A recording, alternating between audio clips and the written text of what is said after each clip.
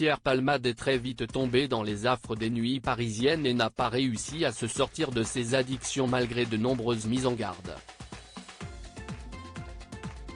Toutefois, le comédien a pu compter sur le soutien de certains proches, comme il en a témoigné en 2019 dans son autobiographie, dans laquelle il revient à cœur ouvert sur sa situation.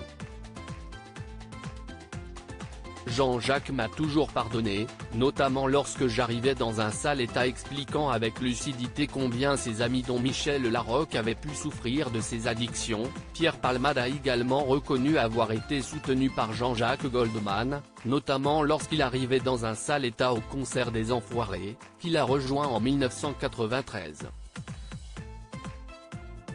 Jean-Jacques m'a toujours pardonné, notamment lorsque j'arrivais dans un sale état pour le concert des Enfoirés.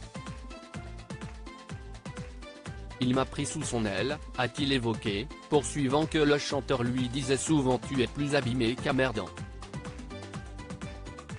Ce soutien, Pierre Palmade l'a gardé précieusement, exposant que Jean-Jacques Goldman figurait à ses yeux parmi ses substituts partenaires très importants.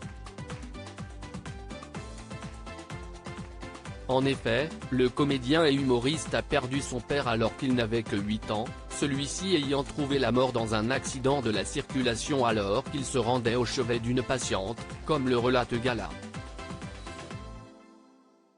Sous l'emprise de la drogue dès ses débuts, en 1988, Pierre Palmade a tenté des cures de désintoxication qui n'ont pas permis à l'artiste de stopper toute consommation. C'est ce qui l'a conduit à reprendre le volant le 10 février dernier, causant un terrible accident et la mise en examen de l'humoriste pour homicide involontaire. Assigné à résidence à l'hôpital dans un service d'addictologie en attendant son procès, Pierre Palmade risque une lourde peine d'emprisonnement.